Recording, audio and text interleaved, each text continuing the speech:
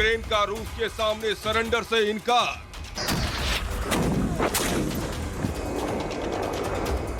क्या होगा रूस यूक्रेन जंग का अंजाम?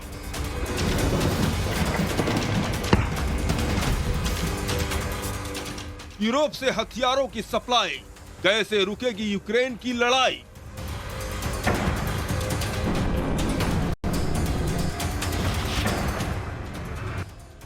यूक्रेन में रूस हमले का आज चौथा दिन है। रॉकेट, मिसाइल, बम बारूद से कीव समेत तमाम इलाके कांप रहे हैं। रूस की ताकत के सामने यूक्रेन कहीं टिकता नहीं है। बावजूद इसके राष्ट्रपति व्लादिमीर जेलेंस्की ने हथियार डालने से इनकार कर दिया है। उन्होंने दो टूक कह दिया है कि जब तक जिंदा है तब तक जिंदगी से लड़ते रहेंगे। Боротися стільки, скільки потрібно, щоб звільнити нашу країну. Якщо діти вже народжуються в укриттях, навіть коли тривають постійно обстріли, то у ворога немає жодного шансу у цій, безперечно, народній війні. Ільхам Алієв і президент Ердоган запропонували організувати переговори з Росією. Це можна тільки привітати. लेकिन सवाल ये कि बातचीत होगी कैसे, क्योंकि इसके लिए रूस की शर्त है प्रेसिडेंट जेलेंस्की का इस्तीफा, जो फिलहाल पूरी होती नहीं दिख रही। ऐसे में व्लादिमीर पुतिन की सेना का यूक्रेन में अटैक जारी है। रूस के टारगेट पर यूक्रेन के 3 शहर हैं। नॉर्थ में राजधानी कीव, नॉर्थ ईस्ट में खरकिव और साउथ में खेरसन। यहां रिहायशी इमारतों पर अब मिसाइलें दागी जा रही हैं। हालांकि रूस ने रिहायशी इलाकों में हमले से इनकार किया है। Российские вооруженные силы никаких ударов по жилым кварталам украинских городов не наносят. Киевский националистический режим массово и бесконтрольно раздает жителям украинских населенных пунктов автоматическое стрелковое оружие, гранатометы и боеприпасы. Втягивая националистами мирного населения Украины в боевые действия, неминуемо приведет к несчастным случаям и жертвам. जंग के तीसरे दिन रूसी सैनिक कीव के करीब पहुंच गए हैं।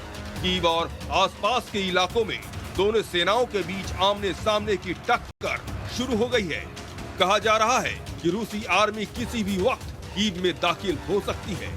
इस बीच कीव को रूस के कब्जे से बचाने के लिए यूक्रेन के आम लोगों ने भी हथियार उठा लिए हैं। प्रेसिडेंट जेलेंस्की की अपील पर हर कोई अपने वतन की हिफाजत में जुटा है।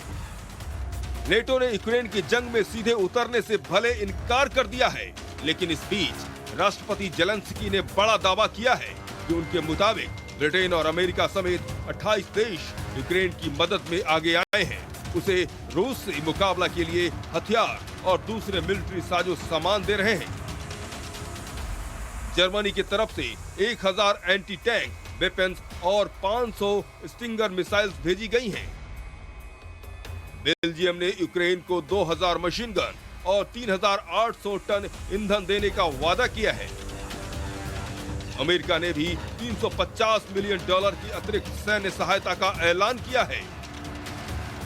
रूस से जंग में यूक्रेन पूरी दुनिया से मदद की गुहार लगा रहा है। इस बीच युद्ध विराम और शांति के लिए हर किसी की नजर दुनिया के सबसे विशाल लोकतंत्र भारत पर टिकी है। ऐसे में यूक्रेन के राष्ट्रपति ने भी प्रधानमंत्री नरेंद्र मोदी से बात की है। जेलेंस्की ने पीएम मोदी को रूस के हमले की जानकारी दी। उन्होंने मोदी से कहा यूक्रेन में 1 लाख से ज्यादा हमलावर दाखिल हो गए हैं।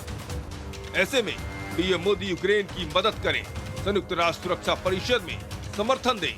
इस दौरान प्रधानमंत्री मोदी ने हमले में जान माल के नुकसान पर गहरी संवेदना जताई, शांति के लिए हर मुमकिन प्रयास और योगदान का वादा किया। साथ ही यूक्रेन में मौजूद भारतीय छात्रों और नागरिकों की सुरक्षा को लेकर अपनी चिंता जाहिर की। उन्होंने भारतीय नागरिकों की जल्द से जल्द सुरक्षित वापसी में यूक्रेन से ज्यादा सुविधा मुहैया कराने की मांग की। यूक्रेन में रूस के हमले की वजह से पलायन भी जारी है। संयुक्त राष्ट्र की रिफ्यूजी एजेंसी UNHCR के मुताबिक यूक्रेन में 1 लाख से ज्यादा लोगों ने घर छोड़ दिया है। एजेंसी ने आशंका जताई है कि अगर हालात और बिगड़े तो करीब 40 लाख लोग दूसरे देशों में पनाह लेने पर मजबूर हो सकते हैं। ब्यूरो रिपोर्ट, टाइम्स नाउ, नव भारत।